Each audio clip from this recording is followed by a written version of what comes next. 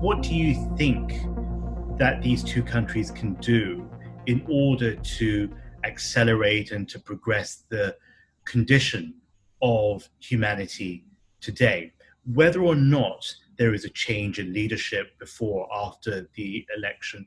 What do you think can be done to utilize the next couple of months, especially since we're in the middle of a humanitarian crisis right now in every part of the world? Well, I think a number of things. First of all, we started with the Hawaii summit. So I would say start talking. And I would say start talking to a dialogue among multiple sectors. And one of the things that strikes me is it's not only top level dialogue that has pretty well been ended, partly because nobody can travel in this COVID.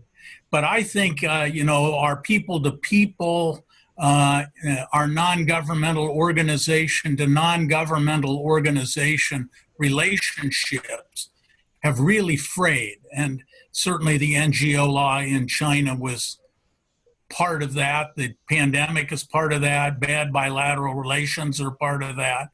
But I would say as soon as possible, restart as many dialogues between as many bureaucracies, companies, NGOs as possible. Secondly, I think, quite frankly, the biggest strategic mistake China's made, or among the biggest, is to somehow lose the underlying support, perhaps is a word you could use, of the American business community. For 40 years, American business looked to the future with optimism. It always had its problems. It always was unhappy about something. But in the end, American business always said better to have good relations with China than not. Well, American business isn't saying that anymore. And so China's got to turn that around. I don't know how, but somehow accommodate American business, because it's an important element of our politics. And I would say get a map of who your friends are and what you can do, and do as much as you can.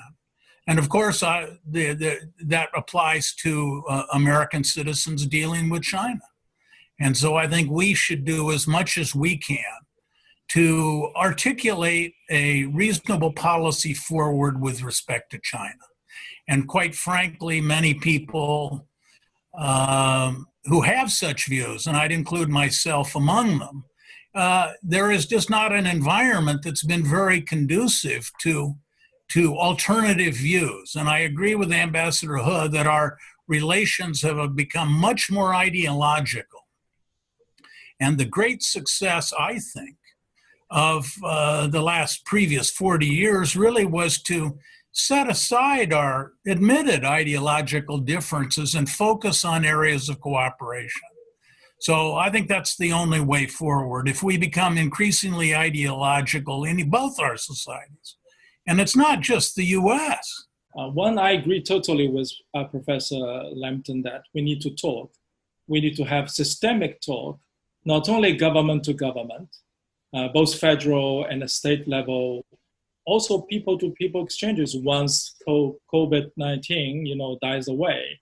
We need to increase people-to-people exchanges. Especially, we need to involve American business in our talks.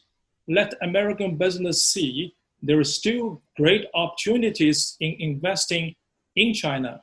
As far as I know, there are still American companies planning or doing investment right now in China, despite of the pandemic.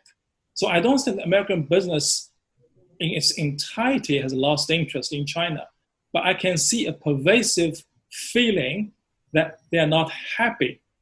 They're not happy with the current status. I think we need to do more.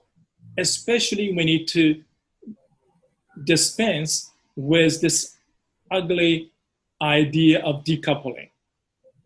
Because decoupling is pushed from the political end. It's politically motivated. It's not economically motivated. So we both sides need to do more to entice American business to continue to engage with China, continue to support a better U.S.-China relationship. This is to. Secondly, for China-U.S., I think you're talking about fairness. Both domestically, China-U.S. need to take care of its groups of people who are vulnerable, who are angry, who are not happy with the distribution of gains, economic gains, whether by globalization or otherwise. Governments have responsibilities for their own people. They need to put in policies in place to maintain a certain level of fairness. But internationally, I think China has been thinking about that and doing about that.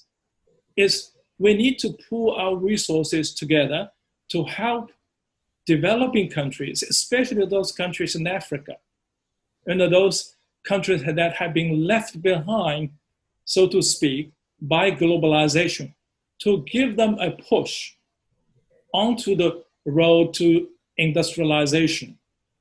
To me, I've been advocating this view for some time now, that the world will not be a happy one.